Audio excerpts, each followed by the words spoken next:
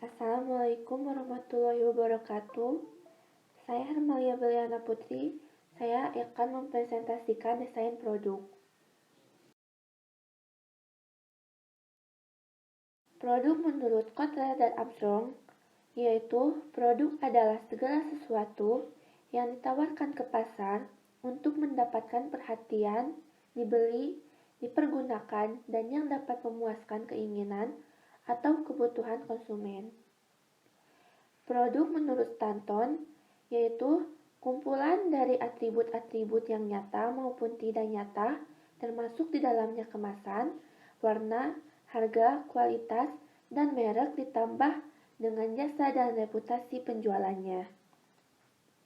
Sedangkan menurut Ciptono, yaitu pemahaman subjektif dari produsen atas sesuatu yang bisa ditawarkan sebagai usaha untuk mencapai tujuan organisasi melalui pemenuhan kebutuhan, keinginan konsumen, sesuai dengan kompetensi dan kapasitas organisasi serta daya beli. Dan produk adalah sesuatu yang dapat berupa barang atau jasa yang ditawarkan oleh produsen untuk memenuhi kebutuhan, keinginan dan permintaan dari konsumen. Dan ada atribut produk, yaitu menurut Cottrell dan Armstrong menyatakan atribut produk adalah pengembangan suatu produk atau jasa melibatkan penentuan manfaat yang akan diberikan. Dan menurut Fandi Ciptono adalah unsur-unsur produk yang dipandang penting oleh konsumen dan dijadikan sebagai dasar pengambilan keputusan. Atribut ini produk meliputi merek, kemasan, jaminan atau garansi, dan sebagainya. Merek menurut Kotler, yaitu merek adalah nama, istilah simbol, atau lambang dengan warna, gerak, atau kombinasi atribut-atribut produk lainnya yang diharapkan dapat memberikan identitas atau diferensi terhadap produk pesaing. Dan yang kedua yaitu ada kemasan. Menurut Kotler, kemasan packaging merupakan proses yang berkaitan dengan perancangan dan pembuatan wadah atau pembungkus suatu produk. Dan yang ketiga ada pemberian label. Label menurut Kotler, tampilan sederhana pada produk atau gambar yang dirancang dengan rumit yang merupakan kesatuan dengan kemasan. Label merupakan beberapa fungsi yaitu A. Mengidentifikasi produk atau merek, B. Menentukan kelas produk, C. Menjelaskan produk, dan D. Mempromosikan produk. Dan ada siklus hidup produk, yaitu perencanaan produk harus memikirkan 3 tingkat, yaitu ada 3 tingkat poin. Yang ke-1, poin pertama, tingkat paling dasar, poin kedua, tingkat paling aktual, poin ketiga, tingkat produk tambahan. Dan klarifikasi produk ada 2, yaitu yang ke-1 produk konsumen, konsumer produk, yaitu produk konsumer, consumer produk adalah apa yang dibeli konsumen akhir untuk konsumsi pribadi. Dan yang kedua ada produk shopping, shopping produk.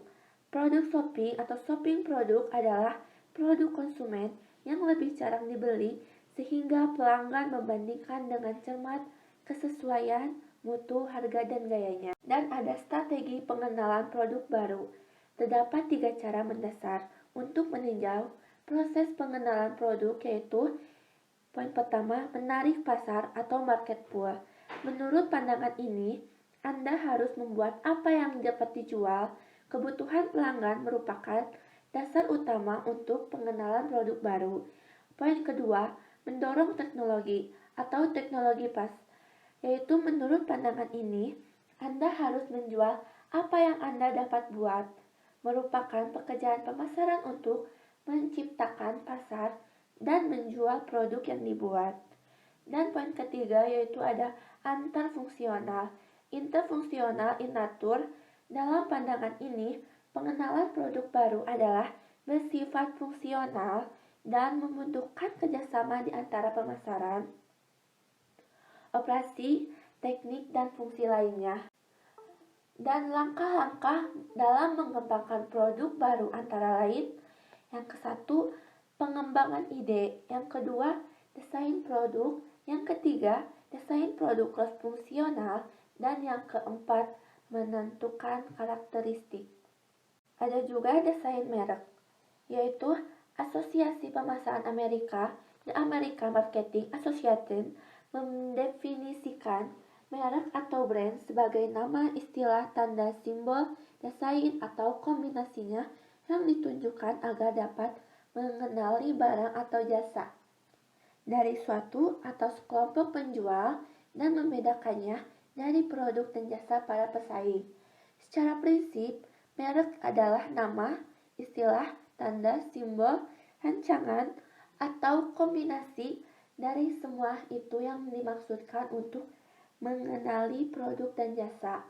Merek dapat menyampaikan 4 tingkat arti, yaitu atribut, manfaat, nilai, dan kepribadian.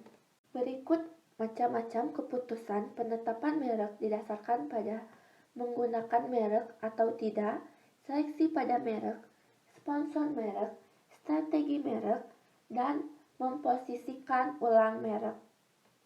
Dan ada kemasan dan pengemasan. Mengapa kemasan diperlukan?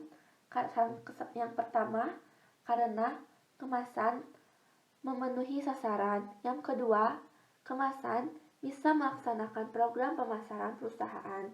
Yang ketiga, manajemen bisa mengemas produknya sedemikian rupa untuk meningkatkan memperoleh laba. Dan ada pembuatan label.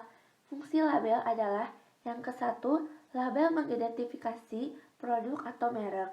Yang kedua, label dapat menguraikan beberapa hal mengenai produk, siapa yang membuat, di mana dibuat, kapan dibuat, apa isinya, bagaimana sebaliknya digunakan, dan bagaimana menggunakannya dengan aman.